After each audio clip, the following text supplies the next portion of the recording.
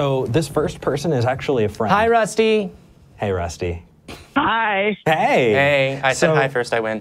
So for everybody watching, Rusty is a long time friend of mine. Rusty, do you want to tell everybody a little bit about yourself? No pressure. I'm from Long Beach. Mm-hmm. I myself identify as non-binary, transmasculine, genderqueer. Mm-hmm. I am an English professor, and I'm currently getting a PhD in English literature and culture studies. Okay. Cultural studies.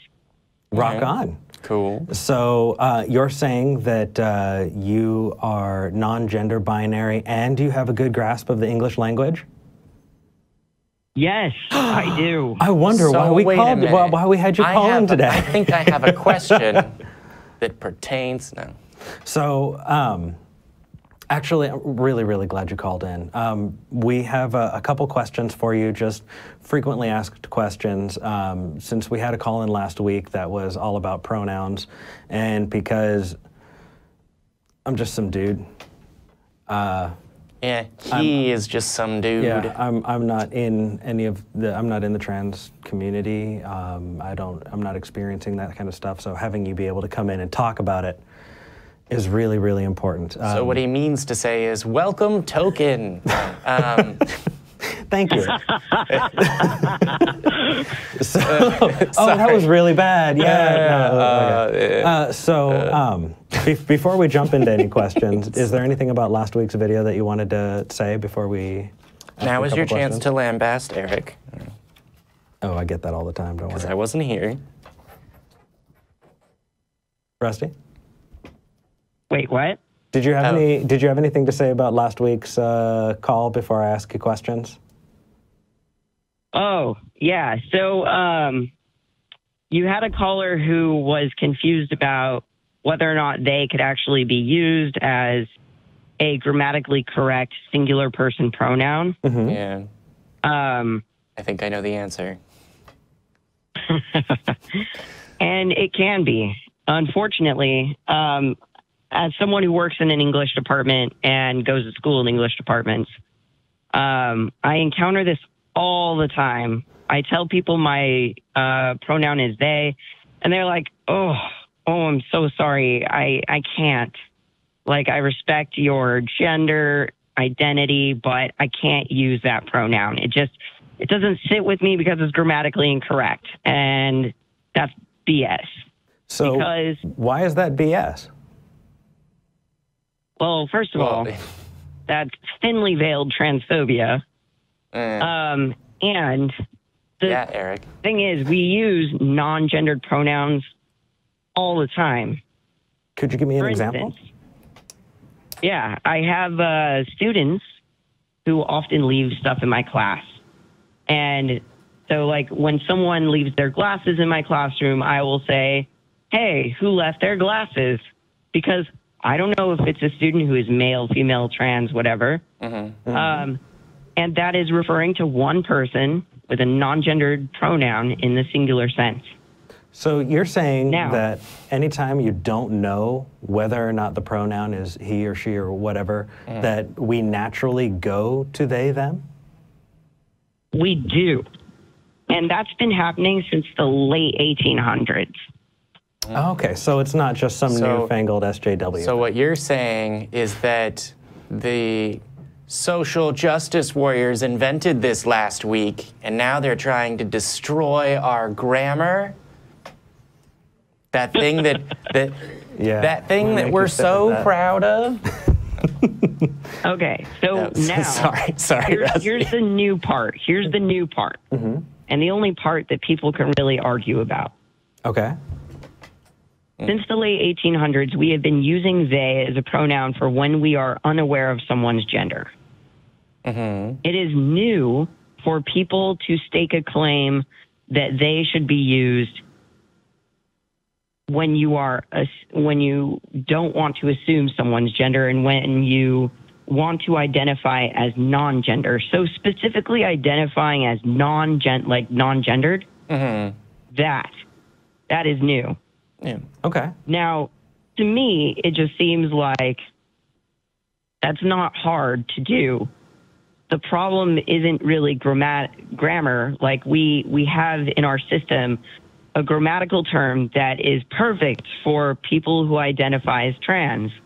It's fantastic, but we have to get around the idea that when we think we know someone's gender, that we don't have to make an assumption. We can just use they.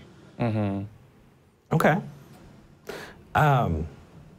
We have to get around this idea that even because we think we know something, we still might be wrong. Yeah, challenging those assumptions. So I'm going to rapid fire a couple questions to you so that we can get these out of the way and say that we talked about it and we're good. Is that okay with you? Yeah. All right. So number one common complaint is that there are hundreds of genders, including astral genders and people who want to be unicorns. What's with that? And is that emblematic of the larger community? I looked up the astral genders. Apparently, I have a gender I didn't know about. I'm autigender because I'm autistic. Okay. No. Wait. Okay, sorry. Yeah, there's an autigender. I had no clue. You know, do I have other genders? I think that there's an important difference between, like, recognizing what we have within legal limits and how we want to identify ourselves amongst friends and loved ones.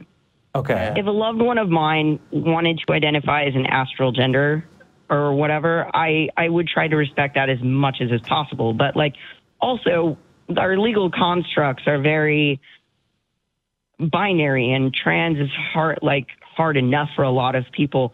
The astral gender thing is, to me, it seems just like there are people in the community who are trying to, you know, further define themselves. And I don't think that there's a problem with that. Well, so I think the problem comes when you, like, are trying to, like, make everyone do that. So just like the unicorn thing, which is different than the astral genders, the mythical genders, they actually really remind me of furry communities or animals within the kink community. So I guess my question here has to do with societal norms, right? So we don't want to fall within the male, female. There's a spectrum, and it's okay to be non-gender binary. But if you don't know the astrological, zoological, whatever meaning that someone else is putting behind it, then why would you call that gender? I mean, it feels like gender has a very specific role about how you are in society, but if you're not relying on something that's in the common parlance, then wouldn't it be better just to say, this is also a part of me? Because it feels like you're muddying the water and making it harder for people who are just trying to go by they, them. Yeah, you know, Rusty. No, sorry. I am not one of these people, but again, like, if I was with someone in a relationship with them, I would, like, do my best to respect that. If I was really close friends with them, I would do my best to respect that. But I hope that these people, like, are understanding that, you know, that they can't enforce that with everybody. And that, I don't know, I feel like there's a limit to, I don't know, that's a tough one, because you don't want to, like, trample on someone, but at the same time, like, it's okay. Let me give you an example from the kink community. For instance, there are actually people that identify as unicorns or foxes or puppies or bears. Yeah. Right. Well, okay. Well, bears is a different thing. Bears is a category of gay men. Okay. Specifically in the leather community, what I'm talking about are furries or pets within the kink community. So what they do is, often for sexual gratification, but sometimes not, they embody, as much as is possible, a fox, a unicorn, or a puppy. But now, in that space, in that context, you talk to them as that thing. So, like, if someone is a puppy, I will say, oh, who's a good boy? You're such a good boy. Yeah, like they're a puppy. But outside of that context, they are whoever they are, and it has nothing to do with that. Okay. So I guess my question is then is the word gender a good place for that to be at all? Because it feels like that would belong somewhere else. I mean, gender, like in the common parlance, if you're trying to create something for people to be able to follow, like... Yeah, I don't think, honestly, I don't think those things fit under there. I don't either. And yeah, no, it's funny how much I think that's more of like a sexual identity. Places, but... And within the specific kink and furry community. Yeah. I agree. I just wanted gender, to nail that down. I just wanted to nail that down because there are people who will say, oh, there are all of these genders and I can't catch up with them. And if you want to know that, if you want to be able to address people, having something that's not in there, you know, you should be able to have it narrowed down for people to be able to go through. And if you love someone, if you want to continue to know more and express more of yourself, like you said, you know, you're not going to share at work what your kink is unless like you got a really cool job. Well, also you have to understand that, like, if you're being ethically kinky, what you would do is not expose your kink to people who have not consented to that. Okay. So there's also that issue. So the next question is you have people who are saying, if I misgender somebody, I'm offending them and I'll go to jail. I'll be legally held responsible because I'll just accidentally misgender somebody and the PC police are going to come and take me away. That's only in Canada where they have the PC SWAT teams that'll take you away. Yeah. Don't you know? Don't you know? Don't you know? They're real polite about it though. Yeah. Oh, I'm sorry, you've misgendered someone. So can you talk to us a little bit about that? If somebody accidentally misgenders you, are you going to jump down their throat? Okay. First of all, the whole Jordan Peterson thing and the Canada, the BC-16 law. First of all, that's very similar to the law that we have in the United States that says, hey, like, try to respect people's orientations and gender identities. Does that include first meeting? Like, are you supposed to divine if you don't know, and if you mess up, you go to jail? You just ask. I heard that if you misgender someone, they win the right to prima nocta. Is that accurate? Or what? Sorry, sorry, Rusty. Rusty, Jamie. Jamie, I'm introducing you to Rusty. You can't sue someone for misgendering them. You can't? You cannot get sued for misgendering unless this is a workplace violation. Okay. Because then it's harassment, and that's only available in some states. So if I misgender you on accident when I first meet you in the workplace, can you sue me? No, it's if you misgender me consistently, even though I've said, Eric, I use they, them pronouns, and you continually do it, and it becomes a source of harassment. And if you're in my workplace. Okay. I wanted to put a very solid pin on that specifically because that is a complaint. Yeah. Also, Rusty, sorry, you called into if you're in my workspace in California. You asked me to move to Texas, and I told you I can't go somewhere that doesn't guarantee me the right to work. I can be fired for being transgender and working in Texas. Okay, so that's actually a lot of what I wanted to say. If somebody said, I identify as a coffee mug, I want you to call me coffee mug anytime they say, you know, pronoun. Would you agree that that is not emblematic of the community and what's trying to be created? Oh, hell no. Hell no.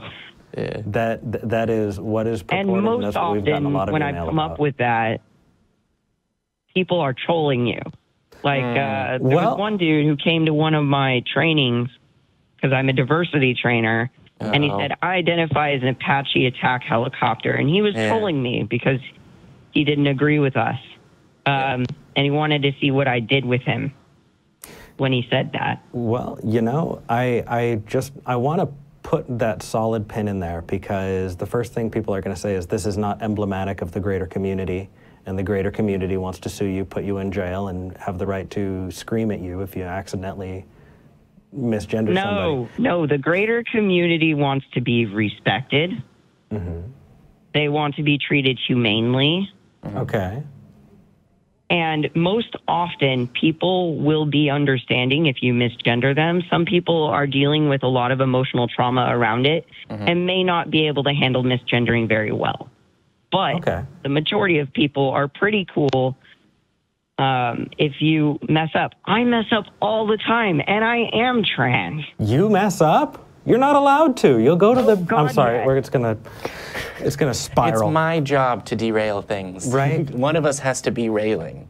So, Rusty, is there anything else, or Jamie, is there anything else you wanted to ask? I was going to say, hey, Rusty, thanks for calling in. Sorry that I jokingly did what you deal with regularly in a serious context all the time. Yeah. How's it going? Okay, so you don't have to move to Texas, but you should like visit Austin at some point. The food is oh, no. It's worth the food. I think I'm going to try and visit this summer. That'll be really nice. I'm going to take you to a gamer. Sorry. All right.